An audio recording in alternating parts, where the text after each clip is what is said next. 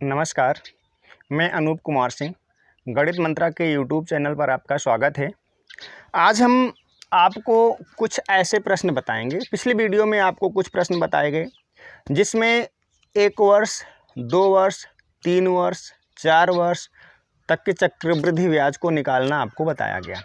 इस वीडियो में हम आपको इस तरह के प्रश्न बताएंगे जैसे कि पहले के वीडियो में जो प्रश्न हमने बताए हैं आपको, उसमें ब्याज दर 10% वार्षिक है।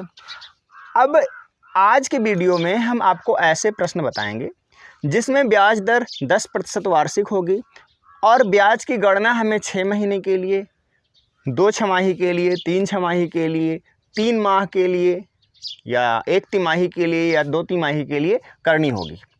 तो जैसे कि हम कुछ प्रश्न लेते हैं, पहले तो हम आपको इन प्रश्नों को हल करने के पहले, इन प्रश्नों को बताने के पहले कुछ हम आपको बेसिक कॉन्सेप्ट्स बताते हैं। जैसे कि हम जानते हैं कि 1 वर्ष की अगर बात करें तो 1 वर्ष में कितनी छमाही होती है। छमाही मतलब 6 माह होता है। 1 वर्ष में 2 छमाही होती है। 1 वर्ष में 2 छमाही होती है, ठीक है। और अगर तिमाही की बात करें तो तिमाही का मतलब होता है 3 माह। 1 वर्ष में कितनी तिमाही होती है? 1 वर्ष में 4 तिमाही होती है। यहाँ और एक बात बताना है कि अगर ब्याज दर 10% वार्षिक है तो छमाही क्या होगी भाई? 1 साल की ब्याज दर 10% है तो 6 माह की कितना होगी? तो 6 माह की होगी 5%। हम छमाही लिख सकते हैं इसे। अगर हम तिमाही की बात करें, तिमाही मतलब 3 माह। अब 5%, 6 माह की ब्याज दर 5%, तो तिमाही की अगर हम बात करें तो 2.5% क्या होगी? तिमाही। इस रूल को हमको फॉलो करना होगा, ठीक है ना। तो आज हम ऐसे ही इसी प्रकार के प्रश्नों का हल यहाँ पे देखेंगे, ऐसे ही प्रश्नों को हम समझेंगे। और यदि हमारी परीक्षा में ऐसे प्रश्न आते हैं तो यहाँ अगर हम ऐसे प्रश्नों को अच्छी तरह से समझ लेंगे तो परीक्षा में इस तरह के प्रश्नों को हल करना बहुत ही आसान होगा। तो अब हम चलते हैं, बढ़ते हैं अगले प्रश्न की ओर या एक नए प्रश्न की ओर जो कि इस तरह से परीक्षा में आ सकते हैं। पहला प्रश्न हमारा इस तरह से है। अभी जो भी बातें हमने, जो भी कॉन्सेप्ट्स हमने आपको बताए हैं, उन्हीं कॉन्सेप्ट्स का यहाँ पे हम पालन करेंगे। हमारा पहला प्रश्न है 1200 रुपये का 20% वार्षिक ब्याज दर से। यहाँ पे 1 सही 1/2 का अर्थ है 1.5 वर्ष, मतलब 1 वर्ष और आधा वर्ष का चक्रवृद्धि ब्याज ज्ञात करें जबकि ब्याज दर वार्षिक संकलित होती है। यहाँ पे आपको ध्यान देना है, एक गलती हो गई है, माफ़ कीजिएगा। यहाँ पे वार्षिक के स्थान पर हमको छमाही लिखना था।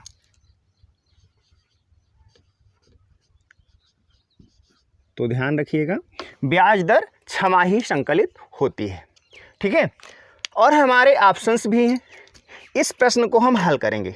इस प्रश्न को हल करने से पहले हम एक बात पर ध्यान देते हैं, और एक कॉन्सेप्ट ऐसा है जिससे हमारे प्रश्न आसानी से लग जाएंगे। देखिएगा, जैसे मान लेते हैं कि हमने किसी से 200 रुपया उधार लिया, ठीक है ना। चलो ठीक है, अब जो 200 रुपया उधार लिया यही हमारा मूलधन है। मूलधन हमेशा कितना होता है? 100% होता है। और हमने उधार लिया उससे 1.5 वर्षों के लिए। कितने वर्षों के लिए? 1.5 वर्षों के लिए। तो अब यहाँ पे तो बात है कि छमाही संकलित होती है। अब छमाही संकलित होने का मतलब है कि 1.5 वर्ष को पहले हमें छमाही में बदलना है। 1.5 वर्ष में कितनी छमाही होती है? 1 वर्ष में 2 छमाही और आधा वर्ष में 1 छमाही। तो 1.5 वर्ष में कितनी छमाही? 2 और 1, मतलब कि 3 छमाही 1.5 वर्ष में हो जाएगा। तो इसका मतलब कि जो पैसा हमने किसी से 200 रुपये उधार लिया है वो 3 छमाही के लिए लिया है। तो यहाँ पे हमें ध्यान ये देना है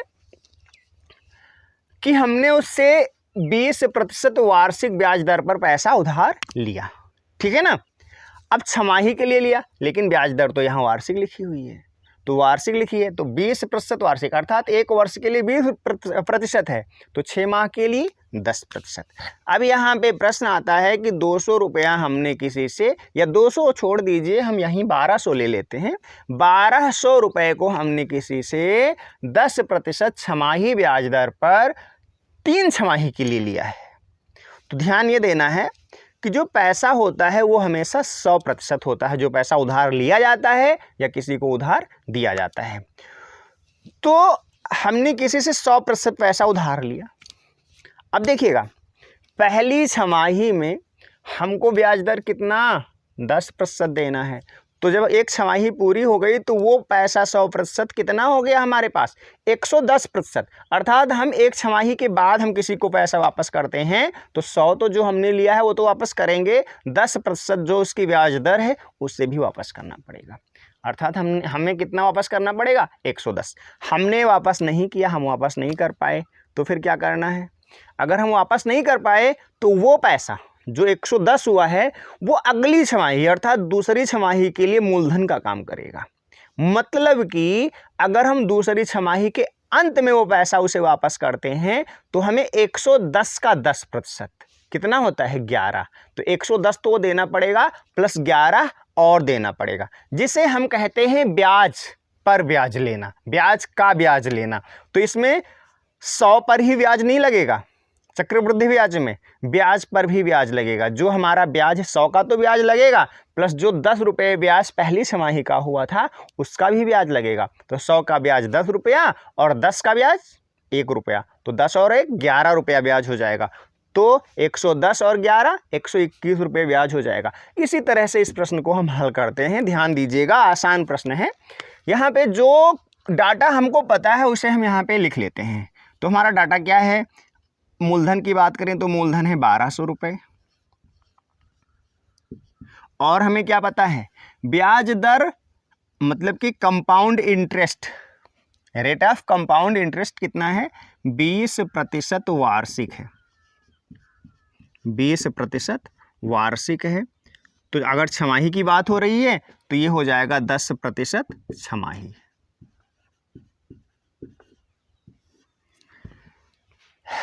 समय, जिसे कि हम यंश लिखते हैं, समय है हमारा 1 से ही 1/2 वर्ष। अभी हमने कहा कि इसे 1.5 वर्ष कहते हैं, और 1.5 वर्ष में कितनी छमाही? 3 छमाही। इतना हमने नोट कर लिया। अब इस प्रश्न को हम यहाँ पे हल करते हैं। देखिएगा कैसे। हमने कहा, अब देखो यहाँ पे 3 छमाही के लिए पैसा दिया जा रहा है, तो पहले तो हम पता करें कि 3 छमाही में ये पैसा हमारा कितने प्रतिशत तक हो जाएगा। जैसे भी कोई भी पैसा, मूलधन हमेशा 100% होता है, 1200 रुपये यहाँ 100% के बराबर है। तो अगर हम पहली छमाही की बात करें तो हमने पहली छमाही में कितना पैसा लिया था? 100% लिया था, ठीक है ना। 1200 हमेशा 100% के बराबर, मूलधन हमेशा 100% के बराबर होता है, इस बात को हमें ध्यान रखना है। तो पहली छमाही के अंत में ये 100% पैसा हमारा कितना हो जाएगा, ये हम जानना चाहते हैं, कितने प्रतिशत के बराबर हो जाएगा। तो पहली छमाही में 100% प्लस 10%, पहली छमाही के अंत में हमारा पैसा 100% तो पैसा ही है, उसका 10% निकालेंगे तो 10 हो जाएगा, या हम यहाँ पे 100 का डायरेक्ट 110% कर लें। पहली छमाही में हमारा पैसा 110% हो जाएगा। तो 100 का अगर हम 110% निकालें तो इस तरह से निकलेगा, 100 गुणे 110/100, मतलब कि पहली छमाही के अंत में हमारा पैसा 110% हो जाएगा, ठीक है ना। अब दूसरी छमाही की बात करें, यहाँ पे 3 छमाही की बात है। दूसरी छमाही के अंत में हम देखते हैं कितना हो जाता है। दूसरी छमाही के अंत में 110 का हमें कितना निकालना पड़ेगा? 110 यहाँ 100% के बराबर है, और पैसा तो हमारा 100% पैसा अब दूसरी छमाही में। अब यहाँ पे ये मूलधन हो गया, 110 का कितना निकालेंगे हम? 110% निकालेंगे, और 110 का 110% निकालेंगे तो यहाँ बटा 100 करेंगे, और ये क्या हो जाएगा? 121। अब तीसरी छमाही पे आते हैं। तीसरी छमाही, अब ये मूलधन हो गया हमारा, इसका हम कितना निकाल लें? 121 का 110% निकाल लें, यहाँ बटा 100 करना पड़ेगा, 0 से 0 कट गया, तो यहाँ पे 11 एक कम 11, 11 दूना 22, एक 23, 11 का नम 11 और 2 13, और हमारा यहाँ पे पॉइंट लग जाएगा। यानी कि तीसरी छमाही के अंत में जो हमारा 100% पैसा था, ये हमारा 100% के बराबर है। ये पैसा कितने प्रतिशत पर पहुंच गया? ये पैसा पहुंच गया 133.1%। तो हमको ब्याज कंपाउंड इंटरेस्ट कितना प्रतिशत मिला? हम 133, इस 133.1 से 100 को निकाल दें, 33.1% हमको क्या मिल गया? कंपाउंड इंटरेस्ट मिल गया। लेकिन हमें कुल ब्याज कितना मिला? तो 1200 का हम क्या करें? 33.1% ज्ञात कर लें। तो 1200 का 33.1% अगर हम ज्ञात करेंगे तो यहाँ बटा 100 करना पड़ेगा, ये दोनों कट गए और हम मल्टीप्लाई कर लेते हैं। 12 एक कम 12, हासिल 1, 12 तें 36 और 1 37, 12 तें 36 और 3 39, 397 रुपये 20 पैसे। ये हमको 1200 रुपये पर 3 छमाही का चक्रवृद्धि ब्याज मिलेगा। 397 रुपये 20 पैसे, जिसमें हमारा पहला ऑप्शन 396 रुपये 40 पैसे गलत है, दूसरा ऑप्शन बिल्कुल हमारा सही है, 397 रुपये 20 पैसे। इस तरह से हम और भी अभी प्रश्न हल करेंगे, और इन प्रश्नों को हल करना इस तरीके से बहुत ही आसान है। हमें यहाँ पे ध्यान देना है, ठीक है ना। जैसे 10% छमाही है तो हम 100 का कितना निकाल लें? 110%। जितना आवे उसका फिर 110%, जितना आवे फिर उसका 110%। इस तरह से हम प्रश्न को हल कर सकते हैं। अगर यहाँ 5% छमाही होता तो भी हम क्या करते? 100 का 105 निकालते। इस तरह से हम जितने भी हमें इस प्रकार के प्रश्न मिले, हम बड़े ही आसानी से उनको हल कर सकते हैं। अब हम दूसरे प्रश्न की ओर चलते हैं। अब दूसरा प्रश्न हमारा इस प्रकार से है, ध्यान दीजिएगा। पहले प्रश्न से थोड़ा सा इसमें परिवर्तन किया गया है। 8,000 रुपये 20% वार्षिक ब्याज दर से 9 माह का चक्रवृद्धि ब्याज ज्ञात करें, जबकि ब्याज त्रैमासिक संकलित होता है। पिछले प्रश्न में था कि ब्याज छमाही संकलित होता है और इसमें है ब्याज त्रैमासिक संकलित होता है। देखिएगा ध्यान से, जो भी पता है हम लिख लेते हैं। यहाँ पे मूलधन हमारा कितना है? 8,000 रुपये, ठीक। और हमें क्या पता है? हमें compound interest, rate of compound interest पता है 20% वार्षिक।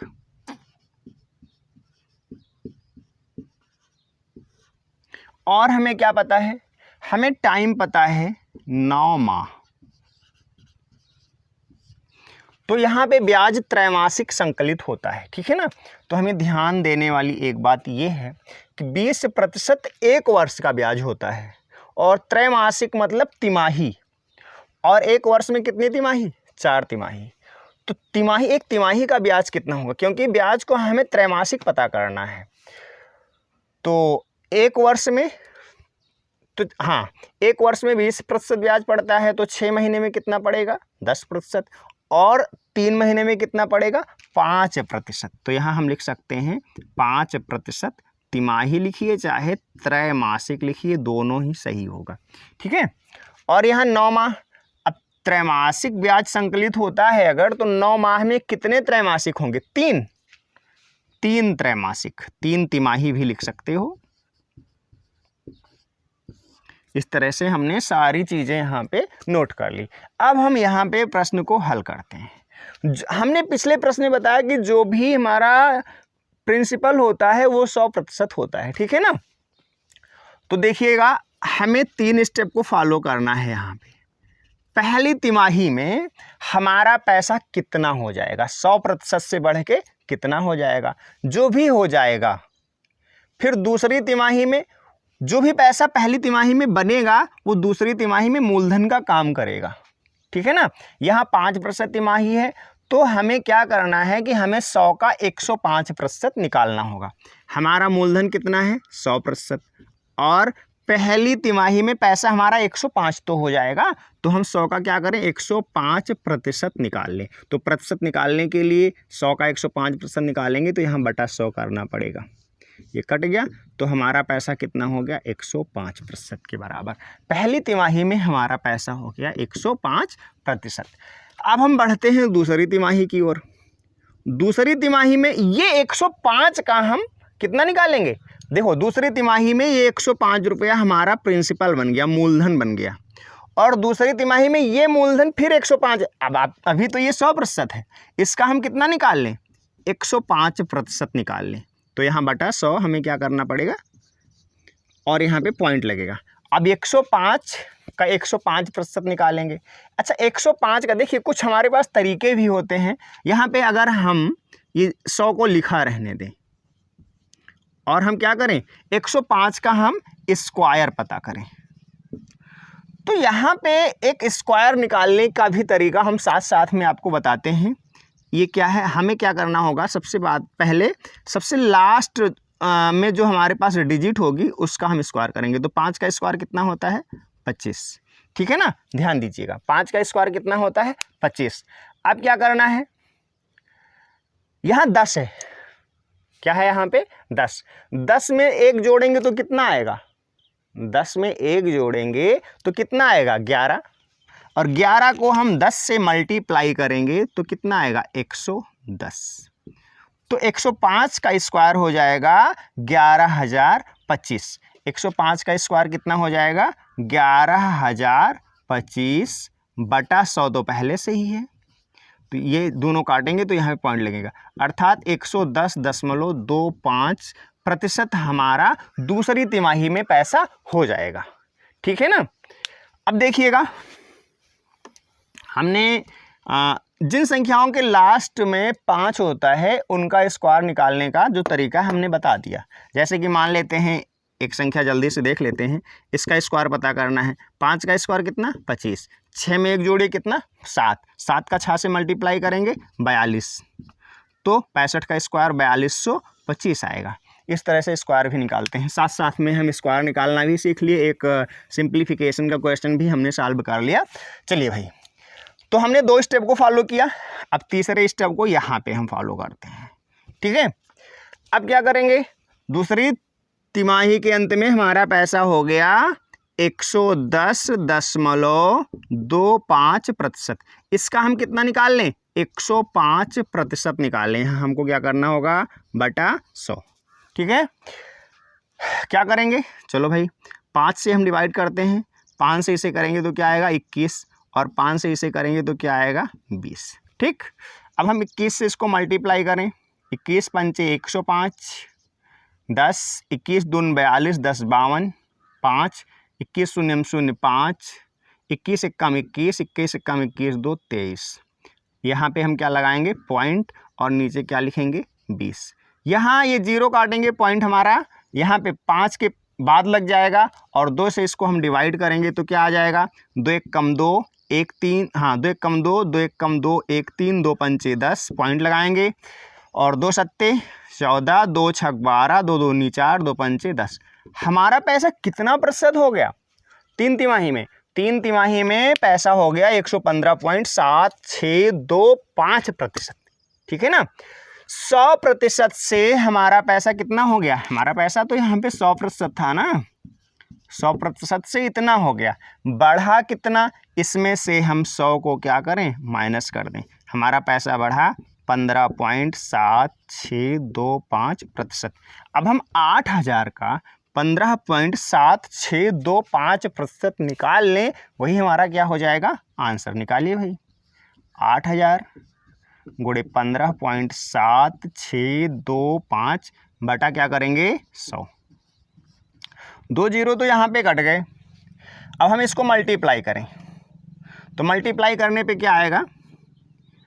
8 पंचे 40, 8 दूनी 16 4 20, 8 छक 48 2 50, 8 सत्ते 56 और 5 61, 8 पंचे 40 6 46, 8 एकन्नम 8 और 4 12। ठीक है ना। और यहाँ पे 1 0 और हम उतार लेंगे। कितने अंक के बाद दसवां लगाना है? 1 2 3 4, 1 2 3 4, 1261 रुपये। हमको 3 तिमाही के बाद में कितना ब्याज मिला? 1261 रुपये। हम ऑप्शन पे चलते हैं। पहले ऑप्शन में 1260 रुपये, दूसरे में 1261 रुपये। हमारा दूसरा ऑप्शन इस प्रश्न के लिए सही है। अब पिछले प्रश्न को हमने छमाही संकलित होता है ब्याज इस तरह से हल किया था। दूसरे प्रश्न को हमने हल किया कि ब्याज त्रैमासिक संकलित होता है। इस वीडियो में 2 प्रश्न हमने आपको बताए। इन्हीं 2 प्रश्नों की तरह हम आपको 2 प्रश्न दे रहे हैं। इन प्रश्नों को आपको हल करना होगा। इन प्रश्नों के 4 विकल्प आपके सामने हैं। इन चारों में से कोई एक ऑप्शन को आपको सही करना होगा और उस ऑप्शन को आपको हमें कमेंट बॉक्स में बताना होगा कि कितना आंसर आया है। जब हम अगला वीडियो बनाएंगे तो इन 2 प्रश्नों को फिर से एक बार हल करेंगे, जिससे आपको अपने सही आंसर का पता चल जाएगा। हाँ, एक बात है कि यदि आप हमारे इस चैनल पर नए हैं और आप किसी परीक्षा की तैयारी कर रहे हैं तो आप हमारे इस चैनल को सब्सक्राइब कर लें, क्योंकि जैसे ही हम कोई दूसरा वीडियो बनावें आपके पास तुरंत उसका नोटिफिकेशन पहुंच जाए। तो मिलते हैं अगले वीडियो में, तब तक के लिए नमस्कार।